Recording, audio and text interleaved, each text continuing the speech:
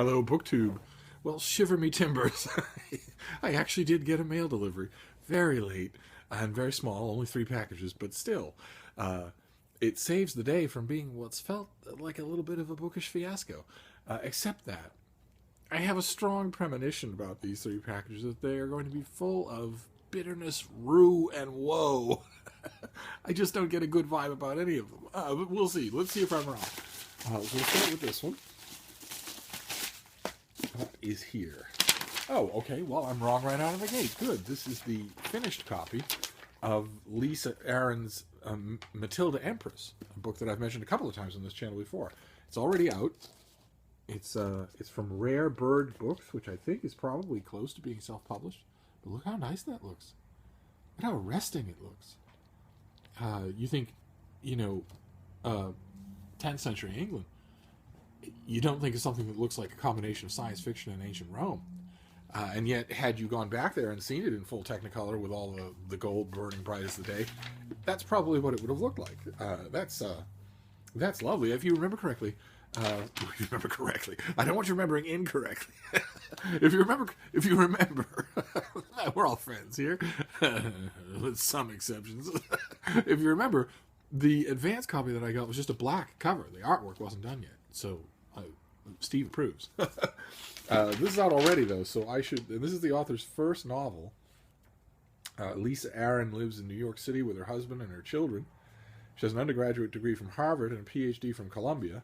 And this is her first novel. And another thing that I didn't have last time that I get on this pub sheet is a picture of our author. There she is, in front of a wall of books. So that's great. I will very happily reread this book. I read it originally, and I liked it very much. So I'll gladly give it another go in a nice, pretty, finished copy. And then we have 2 of these big white packages. Actually, let's do the smaller one first.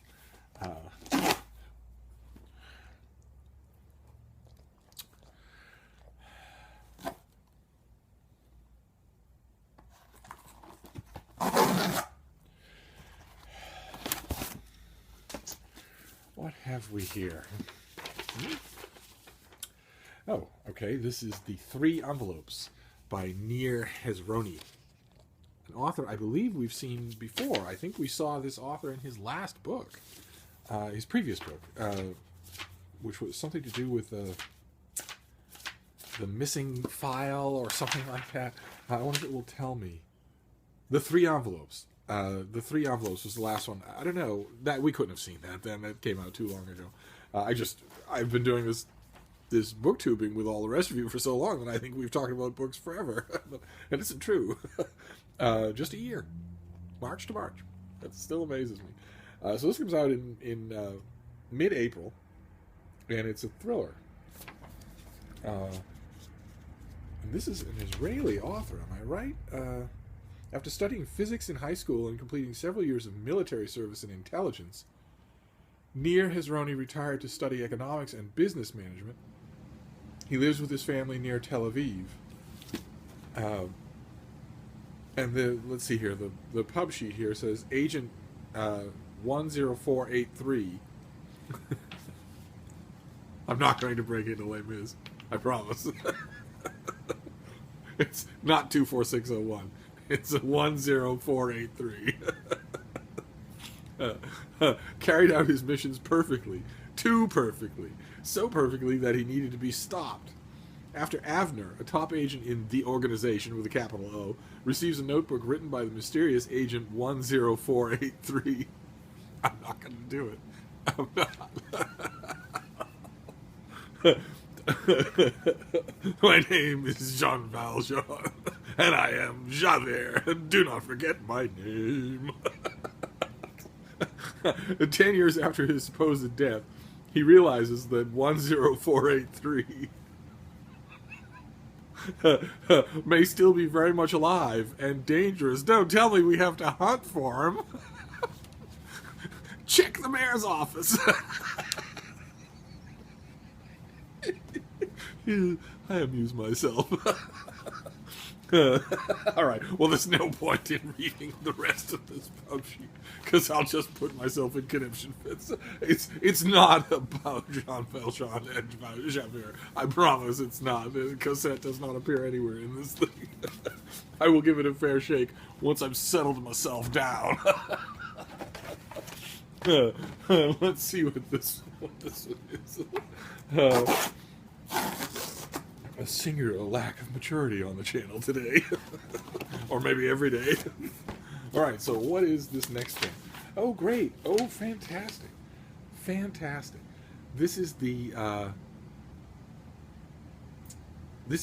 second novel that I have read in this series by Ian MacDonald, and it's the Luna series. This one's called Wolf Moon. Look at how beautiful that is. That is a cover illustration by Victor Mosquera. I'll try to remember to leave a link to his website down below. Maybe he sells original prints. And this comes after New Moon, Luna New Moon, Moon books. I've toyed for a long time with writing a Moon book of my own. Wouldn't be science fiction though. In fact, I really ought to do it. I really ought to do it. Award-winning and critically acclaimed author Ian MacDonald's tense new science fiction Luna, Wolf Moon, imagines a near future where cutthroat corporations have colonized the moon. The individuals in MacDonald's story are from every gender, class, and race on Earth, but on the moon they have one thing in common: the struggle to survive. Hollywood can't wait to adapt this thrilling drama. Before the first book in the series even hit the shelves, it was announced that the TV rights had gone to NCIS LA showrunner Shane Brennan and CBS in competitive bidding. Okay, I don't know who Shane Brennan is, but competitive bidding means that we should all give a little golf clap for this author, because that is the gold prize right there. Luna Wolf Moon follows the exciting ending of Luna New Moon. Oh no! That's pub sheet code speak for the fact that this is going to be incomprehensible without the first one. I'm not sure that I remember the first one well enough. I wonder if the publicist will send it to me. I will make a discreet inquiry. Corta Helio, one of the 5 family corporations that rule the moon, has fallen. Well, if corporations rule the moon, then it isn't that they all want to survive and there are no other distinctions between them. If there's a ruling class, then there are all sorts of other distinctions. Its riches are divided up among the many enemies, its survivors scattered. 18 months have passed. The remaining Helio children, Lucasino and Luna, are under the protection of the powerful Asamoahs. Oh no, I don't think I read this first book. None of this is ringing a bell. While Robson is a ward, virtually a hostage of Mackenzie Metals, and the last appointed heir, Lucas, has vanished. Only Lady's son, Dowager of Tai Yang, suspects that Lucas Corta is not dead, and more to the point, that he is still a major player in the game. After all, Lucas always was the schemer with a capital S, and even in death he would go to any lengths to take back everything and build a new Corta Helio more powerful than before. Huh. Okay. So I think I'm going to need the first book. I'll make a bid for that first thing in the morning. I don't think it'll be a problem. There must be a paperback somewhere, or if this publicist doesn't have any paperbacks in her office, I'll just check the Monitor, the Christian Science Monitor, on Monday and see if they do. So that's it. That's it, I'm afraid. There's Luna, Wolf Moon, really good science fiction, it sounds like. There's Matilda Empress by Lisa Aaron, a debut historical novel. And there's The 3 Envelopes by Nir Hezroni. And so that's it. We have historical fiction, a modern contemporary thriller, and science fiction. So not a very big mail haul, but at least it'll tide you over.